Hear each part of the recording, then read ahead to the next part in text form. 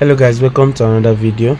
And in this video we're going to be adding an array to the local storage. Over here what we have in this application is we just have the tags being saved in the local storage, and when we try adding another one, it just replaces the local storage, which is not what we want, because we need the local storage to be a list so that we can actually map through the list and display the to-dos in the home page over here. Okay, so let's quickly do that without wasting much time.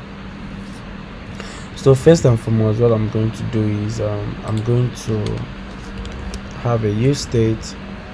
I'm going to have a state that will be holding the storage or all the data in the local storage.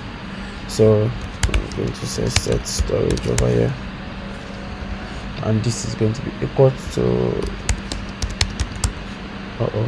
use state. So it's going to be an array. It's going to be an array quickly, and we have to check if this to-do exist. If it exists, that is the local storage, if it exists, then we append to the array that we're going to be saving there. And there are two ways you can actually append something as an array in JavaScript. One way is by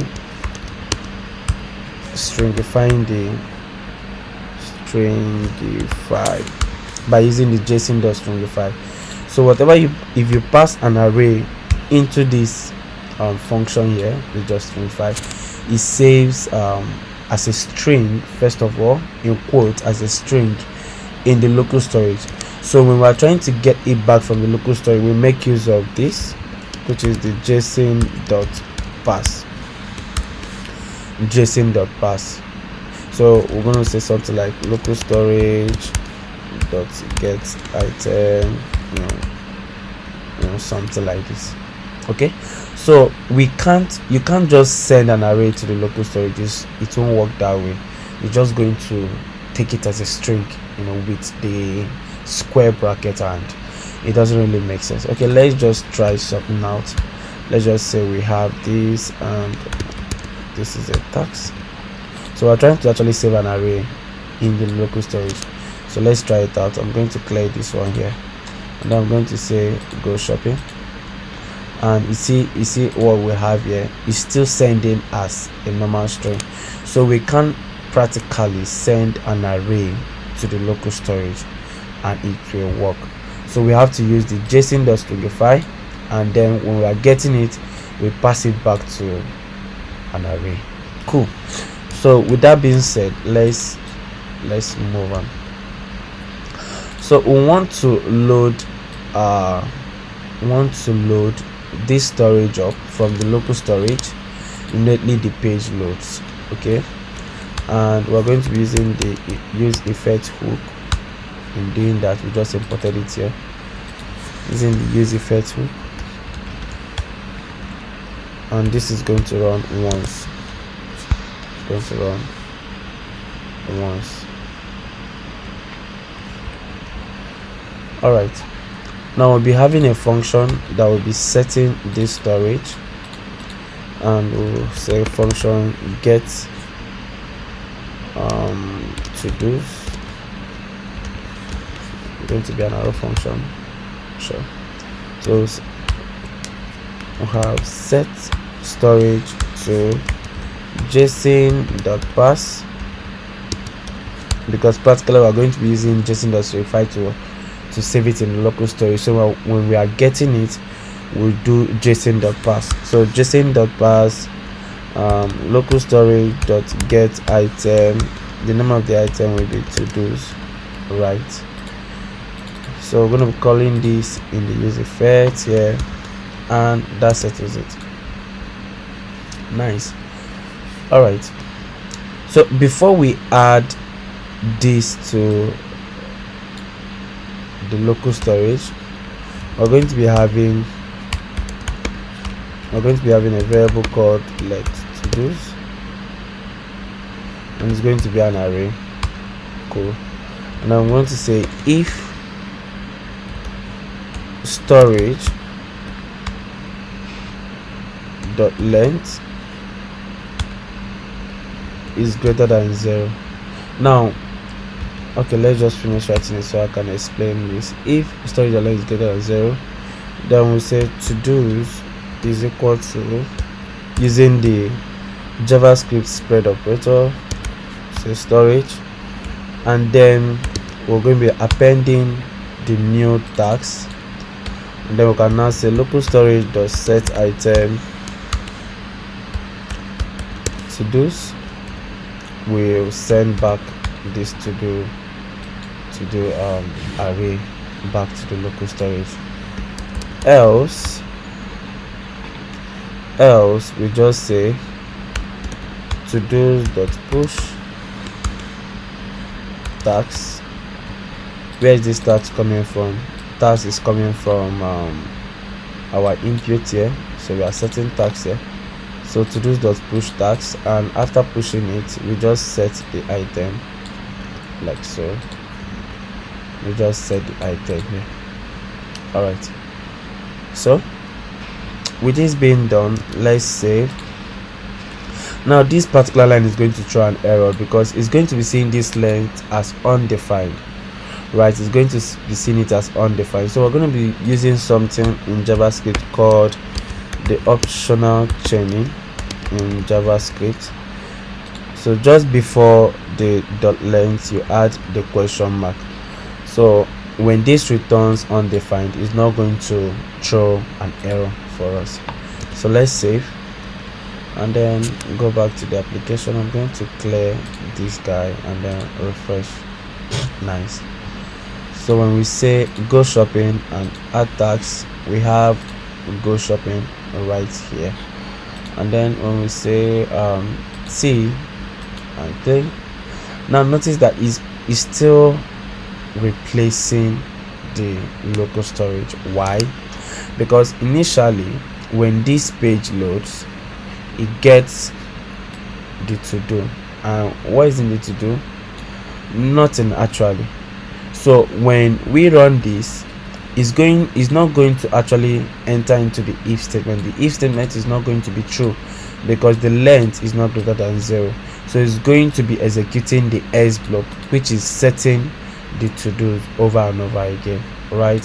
So what we need to do is we need to get a way whereby we can keep calling this to do application without refreshing the page, right?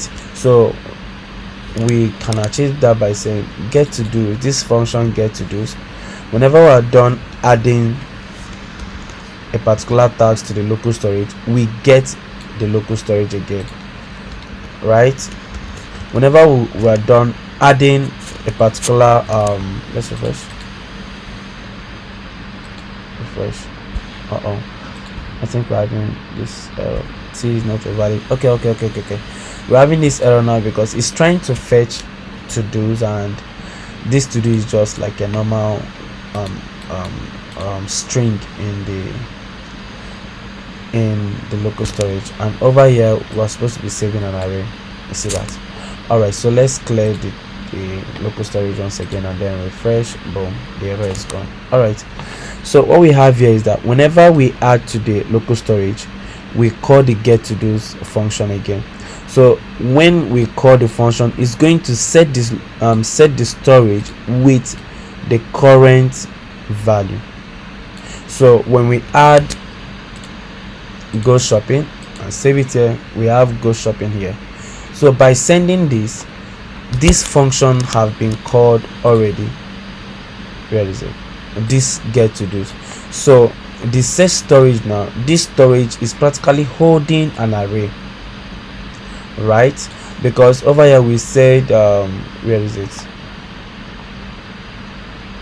We say local storage dot set item to do's or to do's. Now this is still going to throw an error for us because we missed an important part of this application, which is, just guess for 1 minute. Can you guess? All right, JSON.stringify. If you actually guessed it right, you're genius. But if you didn't, don't feel bad. We learn every day. So we're going to be using JSON.stringify so that we can save an array to the local storage. All right, so over here we are using parse, so we'll clear the local storage again, refresh, and then let's try adding once more. Boom, you see what we have here. We're having an array and we only have one element in the array, which is go shopping. Interesting, right?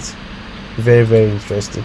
So at this point, when we save the array to the local storage, it calls the get to this again.